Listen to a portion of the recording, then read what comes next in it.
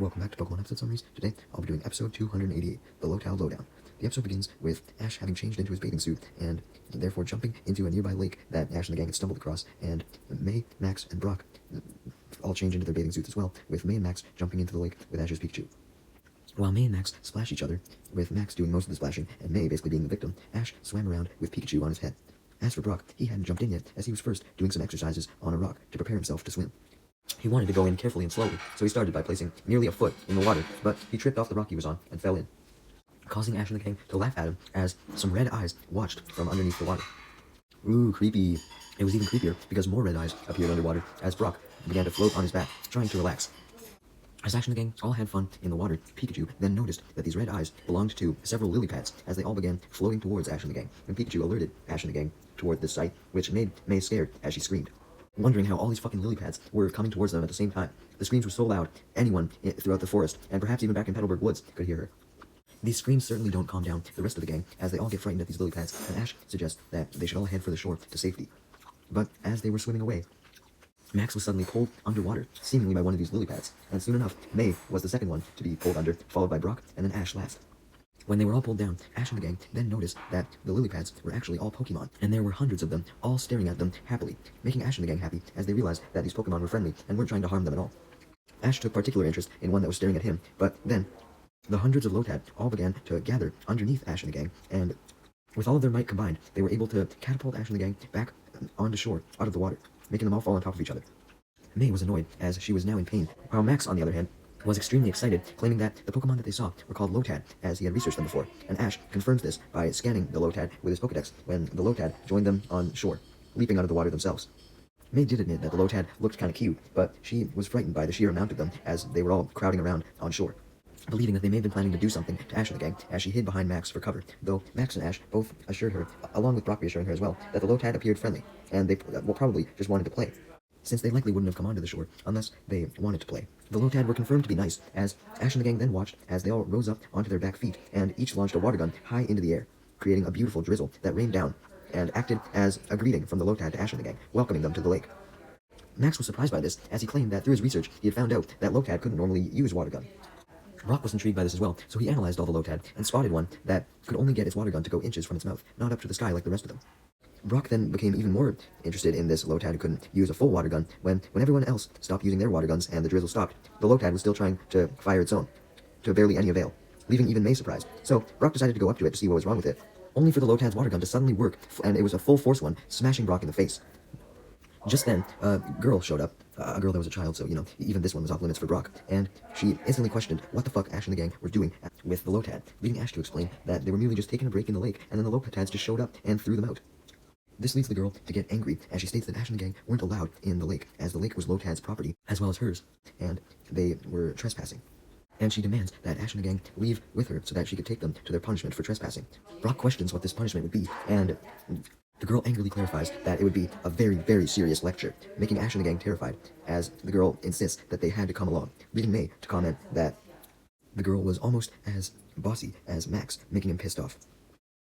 Meanwhile, as for Team Rocket, they were walking through the nearby forest, as usual, with Jessie complaining that she was hungry as fuck, as well as thirsty as fuck, and Meowth joined her in these complaints. However, Meowth soon stopped, admitting that he was now too tired to complain.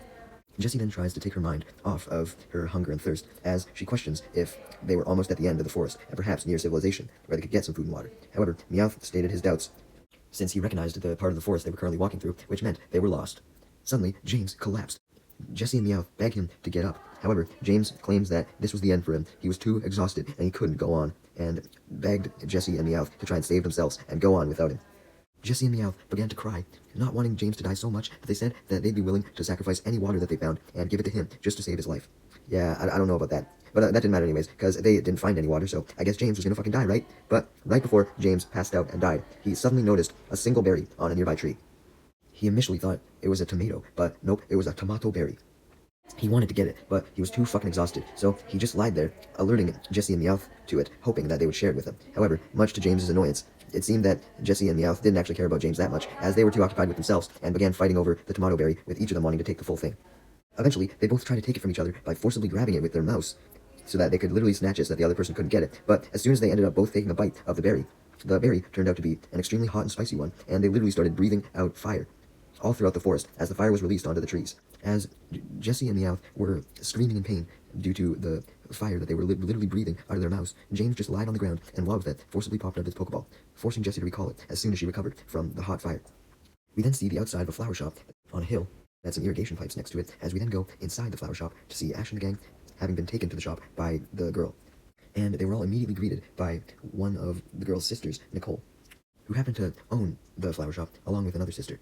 The girl who had taken Ash and the gang to the flower shop wanted her older sister to scold Ash and the gang for their trespassing, but instead, the girl's older sister scolded her instead for being rude to Ash and the gang. After Ash and the gang had explained to her that they were just innocent travelers that happened to be traveling by the lake. As Nicole scolded the girl, it was revealed that the girl's name was Natalie, and Nicole then directed her attention towards Ash and the gang and apologized for Natalie's rudeness to them, and introduced herself as one of the owners of the flower shop. Ash and the gang assured her that it was no problem. They were used to getting involved in weird shit, and they introduced themselves as well. Of course, when Brock was introducing himself to Nicole, he immediately flirted with her due to finding her attractive. Hey, I guess it's better than him flirting with the kid, right? Anyways, as for Natalie's reaction, she was very annoyed by Brock's flirting, as was May, Max, and Ash, although they were more used to it by now. Anyways, after Brock's little failed flirting attempt, Nicole just changes the subject, asking if Ash and the gang would like something to eat, stating that she had just made some freshly baked pie, and she would gladly give them a slice as compensation for them having to deal with her younger sister. And Ash and the gang gratefully accepted, excited to eat, when suddenly the third sister, who Nicole introduced to Ash and the gang as Rita, came in and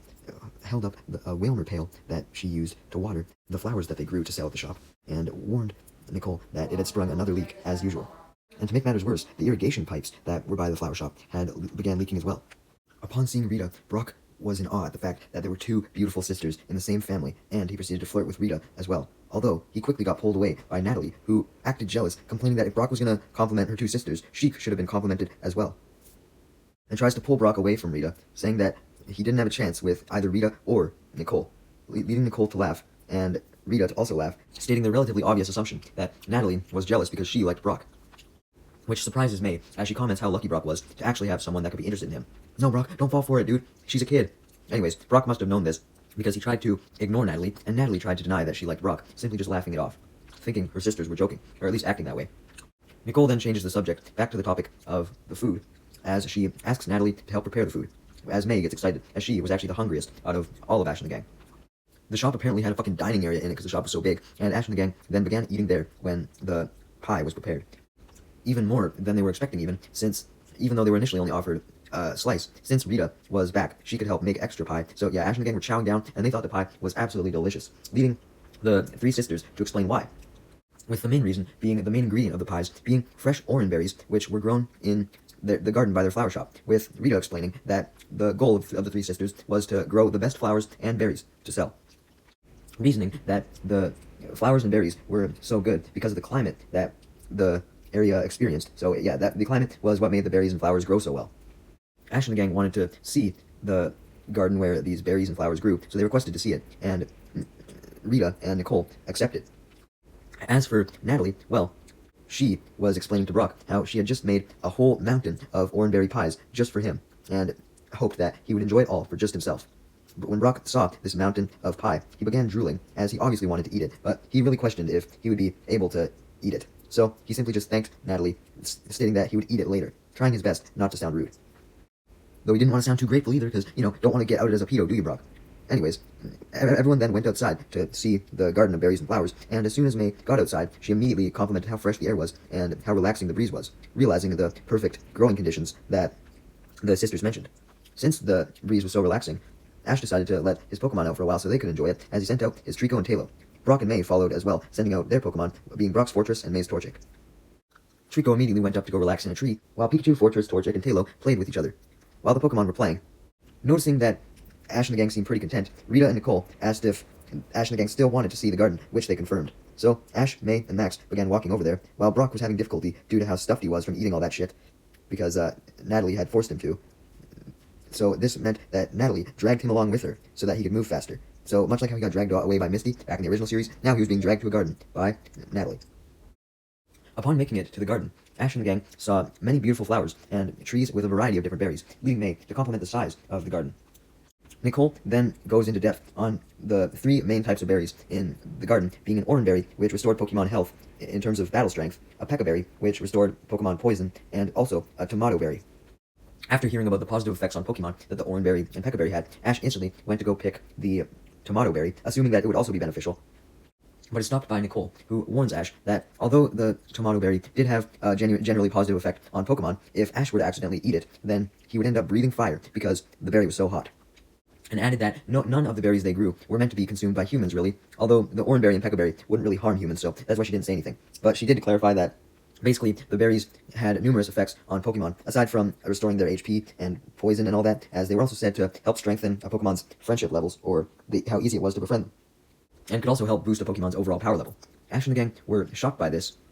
and are even more shocked when Nicole reveals that she knew of plenty more types of berries, though they just didn't end up growing inside their garden. Brock was intrigued by these berries, thinking that learning about them could help him befriend Pokemon or make Pokemon stronger, which he wanted to do as a breeder, so he requested that Nicole tell him everything she knew about these other berries, leading Natalie to step in, wanting to impress Brock, as she offered to not only tell him everything she knew about the berries, but make a comprehensive list, like full of different columns and charts and shit, about all the effects that each berry had on every Pokemon. And also told him about a super rare berry called the citrus berry in a forest nearby that was said to change a Pokemon's overall hidden ability, which really intrigued Brock. So much so that he asked if he and Natalie could go find it, but Natalie unfortunately claimed that she didn't know where exactly in the forest it was. Although Brock quickly got over this and was still excited to get that list full of the berries' effects, so he thanked Natalie, and Natalie said she would do anything for her boyfriend. This makes Brock fall down in shame, trying to pretend that the fall caused him to not hear her, because he didn't want to get involved with Natalie romantically at all, because once again, she was a kid. Thankfully, before Natalie could continue talking, Rita then reminded Nicole about what she said before, being that the pipes had stopped working properly, and also weren't producing enough water. So this led Rita to suggest that the pipes had probably gotten too old, and they should be replaced with new ones. Nicole admitted that this would definitely be a good idea, but she was worried about the amount of work that it would take to completely replace all the pipes.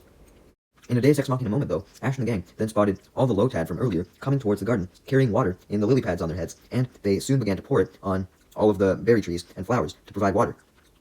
As Nicole and Rita thanked the Lotad for their help, May wondered why the Lotad were doing this, and Natalie explained that it was the Lotad's way of thanking them for growing all the berries, because Natalie, Nicole, and Rita would often share the berries with the Lotad, so it was essentially like an equal partnership system. The Lotad would get the berries, and they would help provide water from time to time, especially in times where the pipes were not working.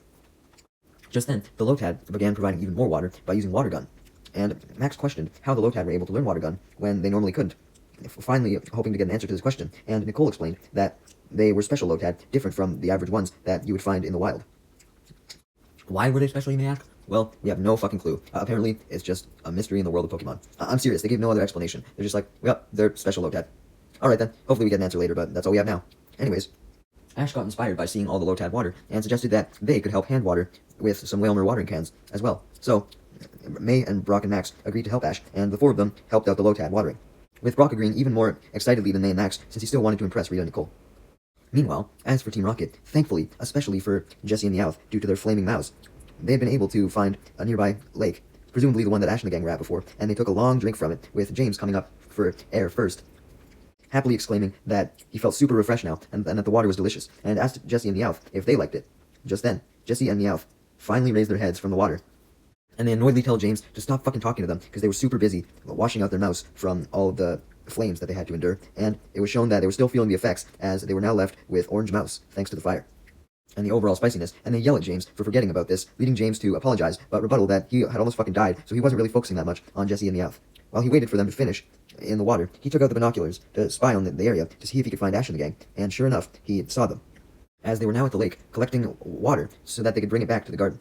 Jessie and Meowth, despite still having orange mouths, eventually were cooled down enough so they raised up from the water and joined James in spying on Ash and the gang, and it was Meowth who noticed the Lotad with them, who were also filling up water on their lily pads, and Meowth got excited, exclaiming that Giovanni would love Lotads, leading Jessie to question why, as Meowth begins fantasizing about Giovanni, and manages to somehow pass this fantasy on to Jessie and James, as they fantasize Giovanni waking up in the morning, and having a Lotad with water in his lily pad right by his bedside for him to wash his face, brush his teeth, and wash his hair, all immediately when he gets up, without even having to get out of bed. Meowth then adds that due to Giovanni being so happy, he would give Jessie and James a promotion, and upon hearing this, Team Rocket were super excited to make Giovanni happy and get this promotion, so they declared that they were going to capture all the Lotad, cheering as they began planning their scheme. Meanwhile, back by the lake, May,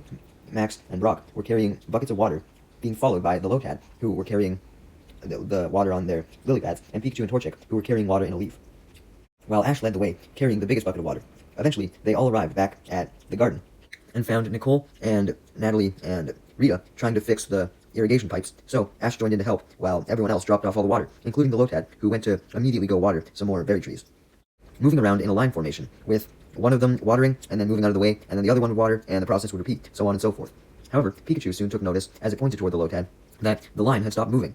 because the Lotad, which happened to be the one that squirted Brock in the face with the water gun that it had almost failed to use earlier, with Ash being the first one to recognize it, despite being busy with the sisters fixing the irrigation pipes, was failing to water the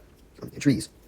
Seemingly confused as to how to water them, leading Nicole to admit that that Lotad wasn't very good when it came to watering or just learning how to do anything, which explained why it failed to use water gun for such a long period of time earlier, with Rita admitting that the Lotad was definitely interesting, not wanting to insult its lack of ability to do much, and they tried to comfort the Lotad that was being insulted by admitting that it was cute. Brock, however, knew that May just calling this Lotad cute wasn't going to help it actually learn how to water the trees properly, so he went over and kneeled down by it to teach it how to water. Brock proceeded to give the Lotad an actual demonstration, telling it that it needed to lower its head for the water that was there to come down and into the trees. Lotad proceeded to do so, lowering its lily pad onto the ground, and therefore letting the water enter the tree. Although it was hesitant, staring at Brock for a few seconds to fully take in his instructions before doing so. But regardless, the Lotad had done it, leading everyone, including Brock, to congratulate the Lotad on its awesome job, as Lotad began to jump happily and thank Brock by continuing to lower its head as a bow towards him, with the head lowering being a nod to how, Brock had told it to lower its head to water the trees. Like, it wanted to keep doing it to prove to Brock that, it really took his advice seriously and was thankful for it. Brock smiled, congratulating the Lotad on being able to continuously lower its head, and instructed it to keep going, which it did, now watering more than just one tree to continue impressing Brock, leading Nicole to congratulate Brock on his ability to teach Pokemon well, and suggested that he would be a really good trainer and Pokemon breeder, just as he desired, with Ash agreeing, knowing how Pokemon breeders had to be able to connect with Pokemon well, which Brock certainly did. As for Natalie, she was immensely impressed by Brock's skills, and simply stared at him speechless. As the Lotad continued to water, by evening, Ash and Rita had done most of the work, and had successfully fixed the irrigation pipes. So therefore, the Lotad weren't needed currently, so Rita thanked them for all their help and instructed them to go back into the lake for the night to have a nice long rest after their hard work today. And the Lotad all bowed at Rita and said goodbye and began making their way back to the lake, although the one Lotad that Brock had helped out stayed. Brock instructed it to go with the rest of the Lotad and congratulated it once again and told it to keep practicing, though assured it that it should go rest with the rest of the Lotad first. And Lotad began to seemingly walk off with the other Lotad back into the lake when suddenly Nicole came running up, having previously returned to the flower shop while Ash and Rita had finished fixing the pipes. And when she returned with a letter in her hand that was written by Natalie that explained that she would be gone for a while because she had gone into the forest to search for the rare citrus berries. Nicole and Rita were worried that Natalie going into the forest at night would be dangerous, as they explained that night was very fast approaching, when suddenly Brock remembered mentioning that he and Natalie should go into the forest and find some rare citrus berries. So he came to the conclusion that Natalie, liking him, must have sought out to impress him by going into the forest by herself to go look for some, despite not knowing their location. He informed everyone of this, and stated that he felt responsible for potentially putting Natalie in danger now that she was in the forest by herself, and stated that he was going to go after her to find her, and Rita and Ash offered to come with him to make sure that he didn't get lost either. So the three of them went off into the forest, while Nicole reminded them to be careful, not take too long, as night was fast approaching, where the forest could get more dangerous. Sure enough, night quickly arrived, and Natalie was still alone, determined to find the citrus berry because she knew that Brock wanted it. Brock's assumption was correct. Of course, Brock, Ash, and Rita were still searching for Natalie late at night, calling out for her. While they were searching, Pikachu got excited as it spotted some rustling in the bushes, and it pointed towards the bushes to direct everyone else's attention to them, although it was soon revealed that the rustling in the bushes was not caused by Natalie, but rather the same Lotad that Brock had helped out earlier, revealing that the Lotad hadn't actually gone back into the lake. The Lotad then began walking up to Brock as Brock picked it up. Ash claimed that the Lotad must have came back because it really liked Brock, although Brock suspected that the Lotad may have just known that Natalie was in danger, having heard their cries for her, and therefore wanted to help search for Natalie. So Brock let it, and the Lotad smiled, signifying that it did indeed want to help out Natalie, although that may have just been because he knew that helping out Natalie would please Brock. Meanwhile, as Natalie passed by the lake where the moon reflected in a crescent shape, she eventually managed to come across some bushes and went through them to find a citrus berry hanging from a tree, and she pulled it down as quickly as possible in a hurry to get the citrus berry to Brock. However, since she had run through the bushes to get to the tree, this had disturbed something else that was lurking in the bushes, as the bushes began to rustle, and Natalie turned her attention towards the sound of the bushes and saw a Pokemon leap out, although at first, since it was so dark, she couldn't even see what the Pokemon was, so she just kneeled, hoping to protect herself as she screamed for help. And these screams were heard by Ash, Brock, and Natalie, and they ran over to the source of the screams to see a Beedrill, the Pokemon that Natalie had alerted, heading straight for her, ready to attack. specifically about to use a pin needle on her to sting her. However, before he could do this, Brock took action as he sent out his fortress and had to use rapid spin on the Beedrill, protecting Natalie as the Beedrill flew away in fear, going deep into the forest. Brock then goes up to Natalie with the Beedrill now gone to make sure that she wasn't injured or anything, and Rita and Ash follow him. Natalie thanks Brock immensely for saving her, thrilled to see the love of her life, while Rita interrupts this moment, getting mad at Natalie for storming off into the forest in the middle of the night on her own. Natalie simply apologizes and states that she wanted to get the citrus berry for Brock, as she gives it to Brock, as Brock thanks her a lot. Very interested in the capabilities of the citrus berry, Natalie was overjoyed to have been thanked by Brock, but Rita reminds her that she should just be happy at the fact that she hadn't died being alone in the woods. Although this gets Natalie kind of upset, so Rita calms down and admits that Natalie was determined and she respected that, but just warned her not to go into the forest alone again, and she agreed, at least for now. Just then, Pikachu's ears begin twitching, indicating that it was picking up a loud noise from the lake, as that's the direction that Pikachu's ears were pointing in. So, Ash, Brock, Rita, and Natalie all went to the lake, where they found none other than Team Rocket on a huge boat at the lake's shore. Ash, annoyed with Team Rocket and wishing that they would just stop being series regulars at this point, questions what the fuck Team Rocket was doing this time, as they do their motto and reveal their plan to use their boat to capture all of the Lotad on the lake. And they waste no more time going through with their plan, as the boat speeds off toward the Lotad, with Team Rocket laughing maniacally. And Ash wondered how they were going to stop the boat, explaining that the most important thing they could do right now, since they couldn't actually stop the boat, was warn the Lotad to try and see if they could defend themselves. But Rita reminded Ash that Team Rocket were already on course for the Lotad, and they were speeding away on a boat, while they only had their feet, so they would in no way make it before Team Rocket did to warn the Lotad. However, the Lotad that Brock had befriended then jumped up in excitement out of Brock's arms as it got an idea and tried to tell Ash, Brock, Rita, and Natalie its idea, but only Pikachu understood it. Lotad's idea was to get to the other Lotad by swimming towards them, and Pikachu joined it, hopping on Lotad's lily pad, as the two of them jumped in the water and swam off after Team Rocket, with Ash and Brock and Natalie and Rita following them on land. Although they likely couldn't reach the boat in time, they still wanted to make sure that the Lotad and Pikachu wouldn't get hurt or some shit. So worst case, they could jump in and save them at least.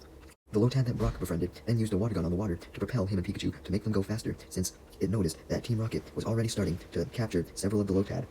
as the front of their ship opened and began to suck all the Lotads in with a vacuum-like mechanism, essentially trapping the Lotads inside their boat, bragging to each other about how well the capturing was going. May, Max, and Nicole were seeing this from the other side of the lake, where the flower shop was, and were watching in horror, wanting to go do something, but Team Rocket spotted May, Max, and Nicole and taunted that they couldn't do anything since that would require them to jump in the water and swim halfway across the lake, which was unfeasible, especially since Team Rocket was way faster in their boat. May, Max, and Nicole knew Team Rocket were right about them not being able to do anything, so they were simply forced to watch in horror as Team Rocket continued to speed all around the lake, eventually sucking up all of the Lotads into the boat. But just then, May noticed something coming up on Team Rocket's boat, which she soon identified as Pikachu riding the Lotad that Brock had defended, making May, Max, and Nicole extremely happy as they noticed Lotad arrive and Pikachu jump off Lotad onto the railing of Team Rocket's boat. James was worried, but Jessie and Meowth comforted him, not worried at all, as they reminded James that now that Pikachu was there, it was the perfect opportunity to catch him and then just simply speed off in their boat, since they had all the Lotad now. However, right before they could capture Pikachu, since they had stopped the vacuum and shut the hatch where all the Lotad were now in, this allowed the Lotad that Brock had defended to go right up to the hatch on the boat and use a very strong water gun to bust a hole in the spot where all the Lotad were captured, freeing them all,